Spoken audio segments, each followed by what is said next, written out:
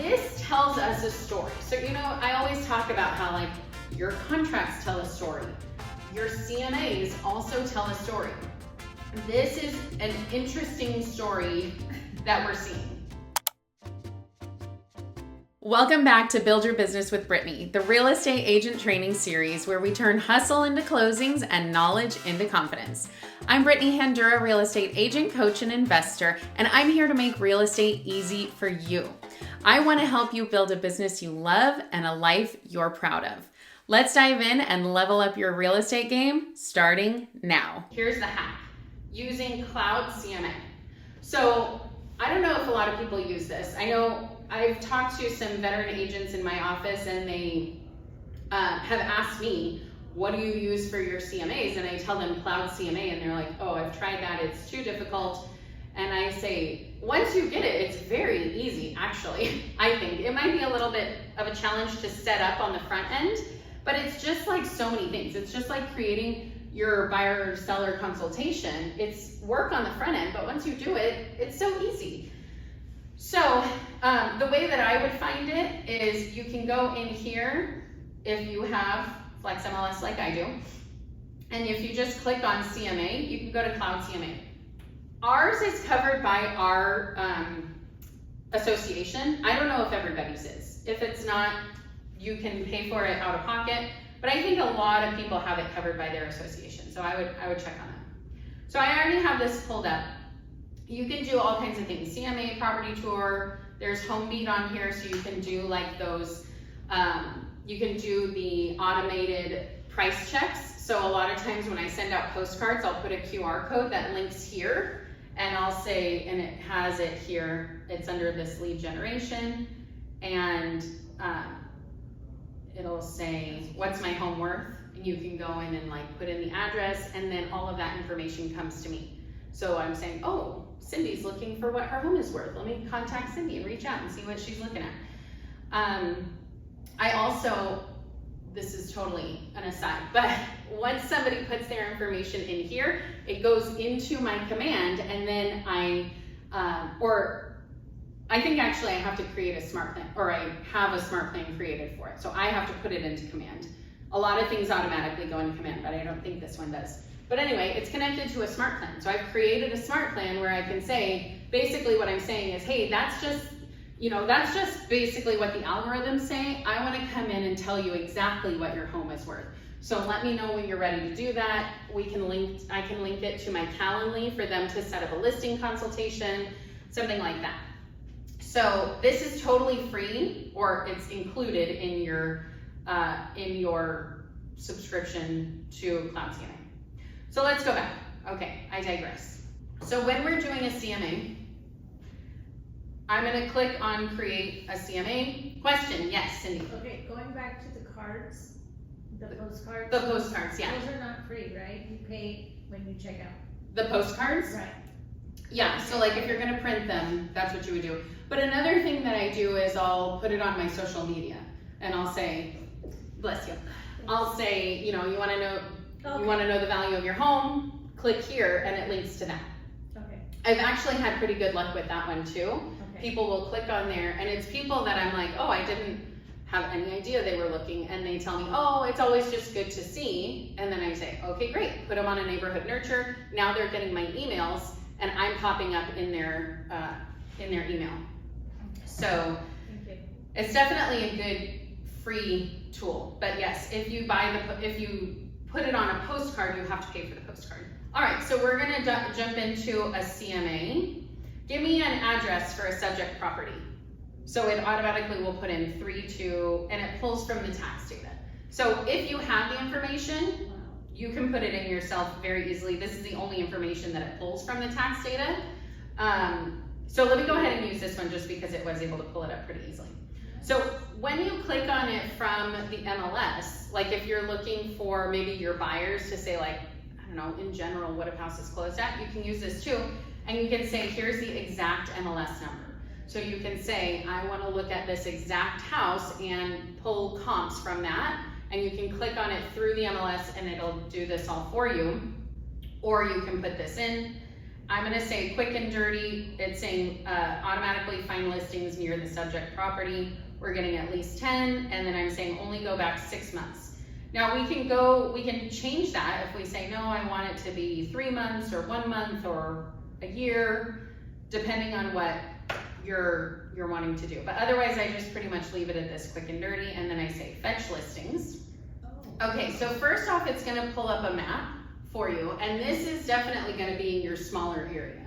But immediately what I see is that right here, this seems like it's pretty far away from these. I don't need to know the area very well to know that is far away from that. So let me go ahead and just click on this and say, you know what, don't include this one. So I just unclicked it. And so now I'm gonna be able to look through and see, and you can see my subject listing is 1,500 square feet, 3 bed, 2 bath. So anything that's like if I have a lot and this 4 bed came up, I'm gonna take this 4 bed out. Especially because it's probably, like, look at the price differences. This one is $500,000. It's also a 2 bed, 2 bath. That's not gonna be a comp. That's not gonna be a good comp. But we do have like pretty wide gaps here. So 981 and $1 million, 1.175. I wanna click into this, and normally you can see pictures, but let me click into another one. I'm just gonna click notes and adjustments, and it shows me the pictures, and I can scroll through. It also tells me, so I'm looking at this and I can very quickly see, okay, well, it was upgraded. It has a finished backyard. It looks pretty nice. It looks like it has more land. And then I can look over here for some of the stats. So with these stats, I'm seeing the days on market was 0 days on market. This sold fast. What this is telling me is they probably did it in their office, or maybe it was like they had already identified somebody who was gonna be buying it and they just needed the agent to do the paperwork or something like that. Probably not, considering they have all these professional photos. It was probably someone in their office. So 0 days on market, this thing went really fast. It was, let's see, and remember the days on market is really from the time you click pending on our MLS anyway. If you click active under contract, then the days on market are gonna continue building, but that still tells people that you're willing to do showings, you're willing to do accept backup offers and that kind of thing. Once it's pending, that's when you're saying this is a done deal. Basically, we're not really showing it anymore, we're not taking other offers. That's kind of what it tells you. So you can see the list price here was, which is the, well, I guess this is the original price. The original price was $1,039,000, and it ended up selling for $1,063,000, even though it was 0 days on market. So they probably did, yeah, they probably did like, hey, we haven't even gone to market yet. You're gonna need to bid up. You're gonna need to, you know, offer more, whatever it is. So this tells us a story. So, you know, I always talk about how like your contracts tell a story. Your CMAs also tell a story. This is an interesting story that we're seeing. Before we continue, I want to remind you that if you're looking for even more real estate resources like an open house roadmap or a social media content calendar, then click the freebie link below because I have all kinds of resources to make real estate easy for you. Don't forget to like and subscribe, and now let's jump back in. I will say, I don't think that's super typical, right? Normally we see, there are some days on market, normally we see what's happening. So that may or may not be something that I say, you know what, that's not a good comp for me. But that's what we're gonna just be looking through all these comps to say, what is it that we're seeing? What is it that is comparable to what we want to see? Question? How does it know that there's a backup offer? It says backup offer 1, sold 3. Where does it say that? Right there on the right side on my side, but Oh, backup offer. Yeah. Actually, that's funny, I don't know. Oh, because, so this is exactly what, what you were talking because about. it's active under contract. Yeah, so if it's pending, it says pending. Okay. But apparently, if it's active under contract, it says backup offer. I've actually either never seen that or it's never like clicked in my head. Okay, well that's good to know. Yeah. So normally what we're looking at is we're gonna look at the closed transactions, because if they're active or if they are pending, we don't necessarily know what they're going to close at, but once it's closed, it's a done deal. We know all the information. So it could be listed at 800,000 and it could sell for $1 million. We don't know. Or it could be listed at 800,000 and end up selling for 725. So what we're looking at with the actives is how long has it been on the market. If it's been on the market for a long time, that tells us it's probably priced a little bit too high. But if it's been on the market for a short time, well, that doesn't really tell us anything because we don't know what's going to happen with it. So as we go through and we look at these, we're going to see that there are some active under contract. Oh, this is my listing. Oh, that's funny. I didn't even see. So we put this as active under contract because they haven't removed contingencies yet. We're still in the beginning phases, so we're still looking at that. Now we have 925 as active, and we can see days on market is only 1 day on market. They're listed at 925. We can see the photos. We can see like how the quality of, what's the word? The condition of the home. We can see all these things. So what I want to do is, if this were me and I was really going through it, I would look through almost every single one that was actually comparable, and I would say this is a good one, this is not, and click through and say this is what we want to have as our final. So then we're going to go to customize report. You can click on it on the top or the bottom. So customize report, and then here's where you can really go in and make it your own. And this is where you'll see when you first come on, it's going to be this like confusing mess, but I actually have it already set up for myself of how I want to do this. So every time now it puts it in how I did the last one. So now I'm able to go in and I don't have to change very much of anything, and it's already done for me. So at this point, I'm pretty much done. So what we have, you can do a title page, or you don't have to. Sometimes, this really depends. If I'm printing out a lot of it, I might do a title page. Otherwise, I'm not going to, because these title pages oftentimes are just, you won't even be able to see it. Wow, my Wi-Fi must be pretty bad today. Oftentimes the title pages are really just like this, a picture of like an aerial shot that's not very nice. This is not going to be like that great. I'm not trying to be like, wow, look at how impressive I am. So sometimes I use this, sometimes I don't. Then we have a summary. So this is going to be for your people who are more analytical, who are like, show me the numbers. That's what this is going to be, because it shows a lot of this information just in a one line. So when you go on your MLS, you can ask for it to just provide you a one-line CMA. It's going to look like this, although it's going to be uglier than this. So even this I prefer. But tells you the average square foot, the average sold price, and the average price per square foot.